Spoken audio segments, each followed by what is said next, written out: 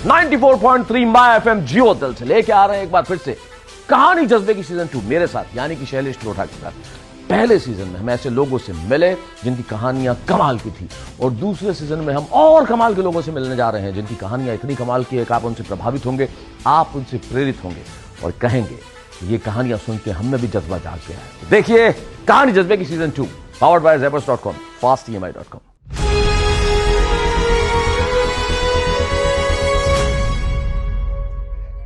कहानी जज्बे की सीजन 2, मैं हूं आपका दोस्त शैलेश लोढ़ा 94.3 माय एफएम जियो दिल से।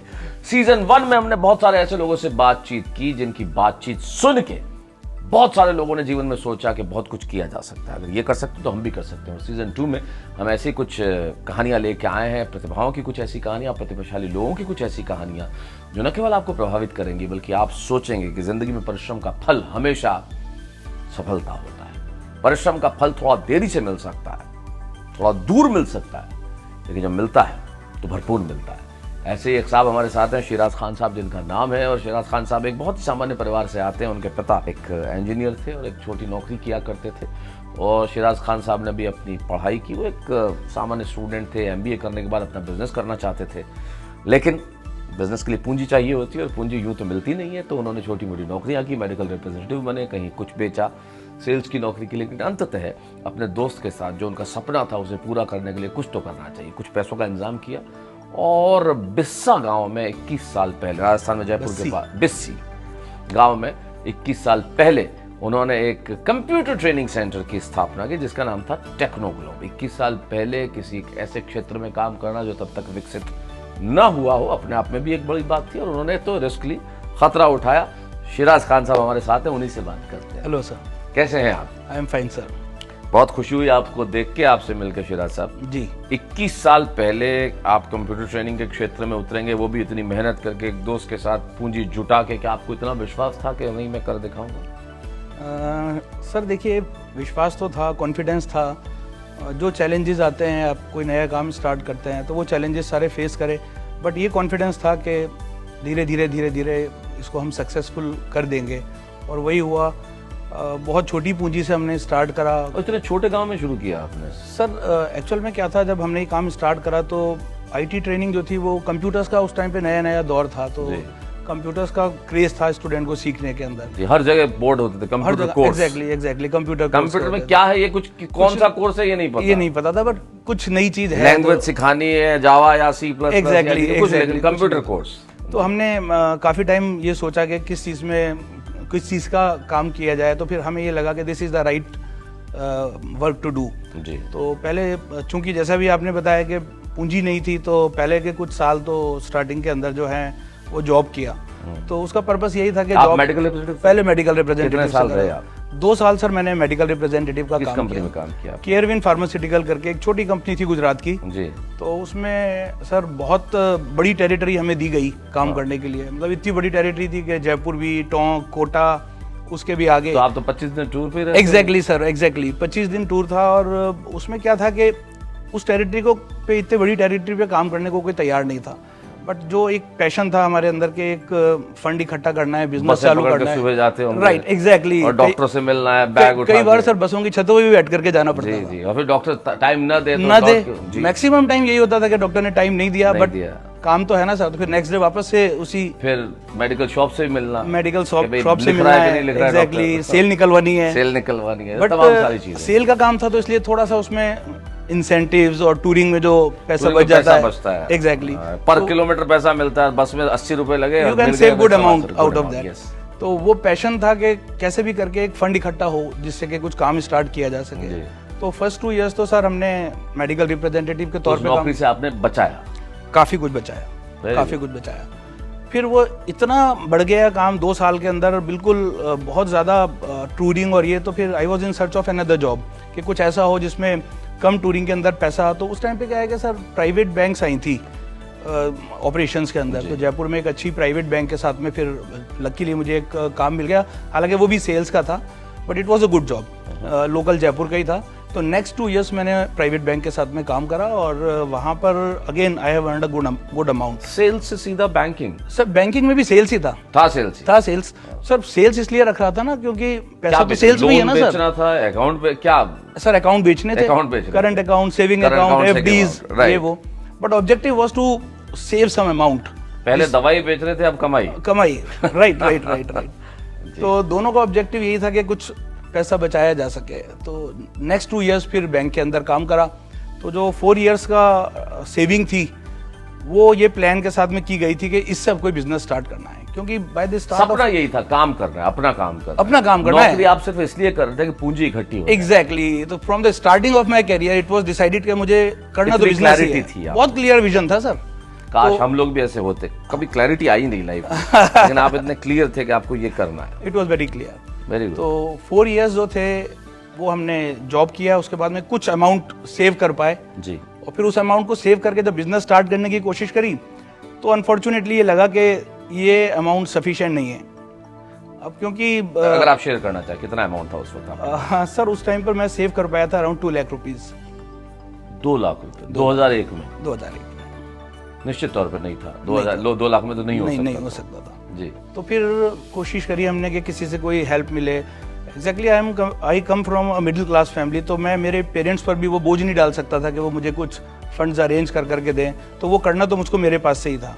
अब चूंकि हम फ्रेशर थे तो कोई इतना ट्रस्ट भी नहीं करता था कि कोई आकर के बोले कि आप अपने स्टार्टअप, और जो आज फैसिलिटीज हैं सर स्टार्टअप के लिए वो उस टाइम पे नहीं होती थी। आज बहुत सारी बैंक तो इतने वेंचर कैपिटलिस्ट हैं, आप किसी के पास अपना अच्छा मॉडल लेकर के जाएं तो कोई भी इन्वेस्ट कर देता है। तो उस टाइम पे वो फैसिलिटी नहीं थी। तो जब सब तरफ से नहीं हुआ तो फिर मेरा एक कॉलेज फ्रेंड था Vinod, he is now also my friend, अभी भी मेरा दोस्त ही है। लेकिन तो उस वक्त पार्टनर हो गया? उस वक्त पार्टनर भी था और दोस्त भी था। राइट। तो पार्टनरशिप में फिर हट गए आप लोग? सर हमने 10 साल तक साथ काम किया। Then we divide our businesses. अच्छा। हमने बिजनेस ग्रो कर लिया। तो एक सेगमेंट उसने देखा, एक सेगमेंट मैंने देखा। अभी भी वो मेरा बेस्ट फ्रेंड है। तो फिर मैंने उसको अप्रोच किया, मैंने कहा यार हम मिलकर के कुछ कर सकते हैं क्या। वो मुझसे पहले से जॉब में था तो कुछ मुझे मालूम था कि इसके पास कुछ सेविंग्स है। तो फिर उसने we shake hands and we started that. तो हम लोगों ने दोनों का मिलाकर के इतना फंड हो गया था कि हमने एक छोटा सा कंप्यूटर सेंटर टेक्नो और अब 35,000 स्टूडेंट्स आप लगभग? सर 35,000 को हम ट्रेंड कर चुके। वो स्टूडेंट्स जो आज कहीं ना कहीं बहुत बड़े लेवल पर, ऊंचे लेवल पर कौन से कोर्सेज हैं? सर कोर्सेज हम स्किल डेवलपमेंट के सभी तरह के कोर्सेज के ऊपर हैं। आप बात करें अकाउंटिंग की, आप बात करें डिजिटल मार्केटिंग की। टैली हुआ करता था सबसे बड़ा। Tally is one of the content of this programme. वही होता था। वही सर अभी भी वही है। बट उसके साथ में और भी बहुत सारे सॉफ्टवेयर्स आ गए हैं। इसके साथ में वेब डेवलपमेंट है, जैसे अभी आप कह रहे थे जावा है, C++ है। कोडिंग अगर आप सिखाने लगे? हाँ कोडिंग, पूरी कोडिंग स्टार्टिंग फ्रॉम C++। तो सारा कोडिंग और ये तमाम चीजें। मिनिमम कितने दिन का प्रोग्राम है सर? अभी हमारे प्रोग्राम्स 4 मंथ्स के प्रोग्राम है, जिसमें हम 4 मंथ में स्किल्ड कर देते हैं कैंडिडेट को। या सिर्फ 4 मंथ्स? नहीं, मैक्सिमम 1.5 साल तक के प्रोग्राम्स हैं जी। बट 4 मंथ्स के प्रोग्राम ऐसे हैं कि जिसमें हम स्किल्ड करके कैंडिडेट को एक एम्प्लॉयबल बना देते हैं। तो आपने गांव से शुरू किया, अब सेंटर्स कहाँ हैं? सर सेंटर्स हम जयपुर की बात ही करें तो we have 20 centres in Jaipur. 20 centres in Jaipur. All yours या आपने फ्रेंचाइजी दे रहे? ये फ्रेंचाइजी मॉडल के ऊपर है। कम है कंपनी ओन्ड, ज्यादा मैक्सिमम आर फ्रेंचाइजीज। आप कैसे फिर, क्योंकि मैनेज करना भी सर मुश्किल होता है। आपका ब्रांड नेम खराब न हो और क्वालिटी दे रहे हो, ये कैसे मैनेज करते हैं आप? तो सर उसी के लिए एक बाकायदा टीम होती है जो क्वालिटी को चेकअप रखती है। एक टीम है जो बिजनेस डेवलपमेंट पे ध्यान देती है, एक टीम है जो प्लेसमेंट के ऊपर ध्यान देती है। और आप उन्हें ट्रेन भी करते होंगे? हाँ बिल्कुल, पार्टनर्स को ट्रेनिंग होती है। ऐसा भी होता होगा कई लोगों को जो आप ट्रेन करते हो फिर अपने ब्रांड नेम से शुरू कर देते हो? सर वो जो फैसिलिटीज और जो Technoglobe is a very big brand. तो आज वो ब्रांड के साथ में जुड़ करके जो बिजनेस आएगा वो किसी को भी, सबको मालूम है कि वो अपने खुद के ब्रांड नेम से नहीं। आपने एक वर्ड यूज किया था विच इंटरेस्ट्स मी कि हम 4 महीने में उनको एम्प्लॉयबल बना देते। एग्जैक्टली। मेरे दिमाग में अटक गया है वर्ड कि आप 4 महीने में इस लायक कर देते हैं कि उन्हें नौकरी मिल जाए। सिर्फ 4 महीने के कोर्स में उन्हें नौकरियां मिल जाती है? सर देखिए, जो जनरली कैंडिडेट्स आते हैं जनरली दे आर ग्रेजुएट्स। तो ग्रेजुएट्स हैं तो उनके पास they have a degree. Generally misconception क्या हो जाता है सर कि उनको लगता है कि अगर हमारे पास जो अभी ट्रेंड चल रहा है, स्टूडेंट्स को लगता है कि if they do have a degree तो वो जॉब उनको मिल गया। ये एक मिसकॉन्सेप्शन है। अनटिल एंड अनलेस वो स्किल्ड नहीं होंगे तो उनको एक अच्छा जॉब नहीं मिलेगा। हुनर नहीं है तो नहीं मिलेगा। हुनर नहीं है तो नहीं है सर। खाली डिग्री जो है that is not sufficient. Degree और स्किल्स, जब तक ये दोनों चीजों का कॉम्बिनेशन नहीं होगा जब तक एक अच्छा जॉब उनको नहीं मिल मेरा एक सकता है। सवाल है यहाँ पे, इंजीनियरिंग तो स्किल्ड होती है और इतने इंजीनियर जो अनएम्प्लॉयड हैं, क्या कारण है? सर अगेन, क्योंकि इंजीनियरिंग इज नॉट 100% स्किल्ड। आप इंजीनियरिंग कर ली, आपने डिग्री ले ली और आपने थियोरेटिकल नॉलेज बहुत अच्छी लेकर के आ गए, बट प्रैक्टिकली अगर मैं, बहुत सारे इंजीनियर सर ऐसे आते हैं कि मैं उनसे बोलता हूँ कि, और सर CS से कर करके, कि हम उनसे बोलते हैं कि आप C लैंग्वेज के अंदर जो बेसिक एक प्रोग्रामिंग होती है उसमें एक छोटा सा प्रोग्राम बना के बताइए। Sir they are BTech CS engineers, लेकिन उनको एक प्रोग्राम बनाना भी नहीं आता। तो they do have a good degree with them, लेकिन उनके पास में वो स्किल्स नहीं है जो कंपनीज में आप चाहिए। बिल्कुल ठीक कह रहे हैं। मैं लाइटर साहब में असली बात बता रहा हूँ, हमारे फैमिली में एक बंदे हैं जिन्होंने इंजीनियरिंग करी और वो फ्यूज नहीं बांध सकते थे। ये मुझे अच्छी तरह मालूम है। पर आपका एक सेंटर विदेश में भी है? हाँ, एक सेंटर सर हमारा कनाडा के अंदर भी चल रहा है अभी। वो कैसे मैनेज करते हैं? वो sir through online classes, online. Canada आपको स्टूडेंट्स कैसे मिले? सर कनाडा में काफी सारे इंडियंस हैं, मैक्सिमम जो कनाडा में भी जो मतलब स्टूडेंट्स, वहाँ तो टेक्नोलॉजी बहुत एडवांस है, तो सर वो हमें ऐसा लगता है कि वहाँ पर कुछ और टेक्नोलॉजीज चलती होंगी। वहाँ पर भी PHP पढ़ते हैं, वहाँ भी नहीं पढ़ते पाइथन पढ़ते हैं, लेकिन शायद तरीका कुछ अलग है। May be sir. लेकिन वहाँ पे जो स्टूडेंट्स हैं, मोर और लेस हमारे जो यहाँ पे करिकुलम है, वही करिकुलम हम उनको पढ़ा रहे हैं। कितने स्टूडेंट्स हैं? कनाडा में we have a good number of students. Like sir अभी हमारा एक बैच कंप्लीट हुआ है 20 स्टूडेंट्स का। अभी रिसेंटली हमने विदेश में 20 स्टूडेंट होना रिसेंटली हमने स्टार्ट करा है। Now we are coming up with more batches. काफी स्टूडेंट्स साइड उनसे डॉलर में लेते हैं फीस या रुपए में लेते हैं? Sir again that is a franchisee centre. अच्छा, franchise तो वो center। पार्टनर वहाँ पे डॉलर में लेता है, हमको वो रुपीस में देता है। तो he is earning good amount. लेकिन एनीबॉडी, आप इंडिया पैसा लेके आ रहे हैं तो अच्छी बात है भारत के लिए और भारत के डेवलपमेंट के लिए। ऑक्सफोर्ड से आपको कुछ एक सर्टिफिकेट मिला? सर ऑक्सफोर्ड से अभी टेक्नोग्लोब को नॉमिनेट किया है और most promising IT training and skill development institute in university जो हमारी ऑक्सफोर्ड यूनिवर्सिटी। हाँ। And the program is going to be held in May, 8 मई को है। और उसमें ऑक्सफोर्ड में, ऑक्सफोर्ड के टाउन हॉल में है सर। ब्यूटीफुल। तो ऑक्सफोर्ड वहाँ यूनिवर्सिटी आपको सम्मानित किया जाए? वहाँ सम्मानित किया जाए। Most promising IT training and skill development company, 5 ऐसी कंपनीज उन्होंने नॉमिनेट करी हैं इंडिया से। तो टेक्नोग्लोब इज वन अमंग देम। क्या बात है। कैसे अप्रोच किया उन्होंने आपको, कैसे जाना आपके सर बारे में? उनकी बड़ी यूनिवर्सिटीज की सर्वे एजेंसीज होती हैं, they used to do the surveys कि कौन प्लेयर कौन सा अच्छा परफॉर्म कर रहा है। So they do that। हाँ, तो उन्होंने हमको अप्रोच करा, जो भी वेबसाइट से और इंटरनेट से देखा। हमारा आखिरी 1 मिनट, कुछ खास सवाल, क्या सपना है अब आपका?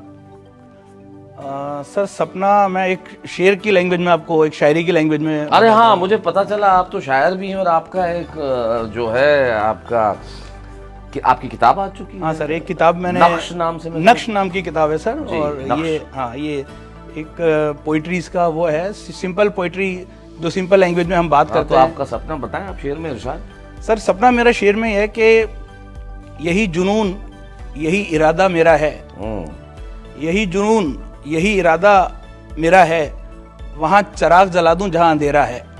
वाह। तो सर मैं यहाँ पे इस चिराग की बात कर रहा हूँ जो एजुकेशन है, लर्निंग है, स्किलिंग है। तो यही करते हुए अभी 25-30 चिराग तो जला चुके हैं सर। और अभी प्लानिंग है कि by the end of this year total हम 100 चिराग जला दें ऑल ओवर इंडिया। क्या बात है। और ये एजुकेशन का चिराग है सर जिसकी, और स्किलिंग का चिराग है जिसकी आज की डेट में सबसे ज्यादा सोसाइटी जरूरत को, है। कंट्री को बहुत सख्त जरूरत है। दुनिया को भी जरूरत है। दुनिया को भी जरूरत है सर। तो शिराज साहब से बात करके मुझे बड़ा मजा आया। और शिराज साहब एक बड़ी कमाल की शख्सियत हैं, मेडिकल रिप्रेजेंटेटिव रहे, सेल्स में रहे और IT ट्रेनिंग सेंटर खोला और दिल तो शायर है। ये कॉम्बिनेशन बड़ा कमाल का है। और बड़े शेर व शायरी में बात करते हैं। सपना पूछा तो कहने लगे यही जनून है मेरा कि वहाँ चिराग जला दूं जहाँ अंधेरा है। तो ये बड़ी कमाल की बात है। तो मैं इस नोट पे, इस शेर को सुन के मुझे वसीम बरेलवी साहब का एक शेर याद आता है। वहाँ पे मैं आपसे इजाज़त लेना चाहता हूँ कि जहाँ रहेगा वहीं रोशनी लुटाएगा, किसी चिराग का अपना मकान नहीं होता। तो आप जहाँ रहें रोशनी लुटाएं और हम ऐसी कहानियाँ लेके आएंगे। 94.3 माय FM कहानी जज्बे की सीजन 2 पावर्ड बाय zebras.com और fastemi.com। मैं शैलेश टोडा मिलता हूँ आपसे।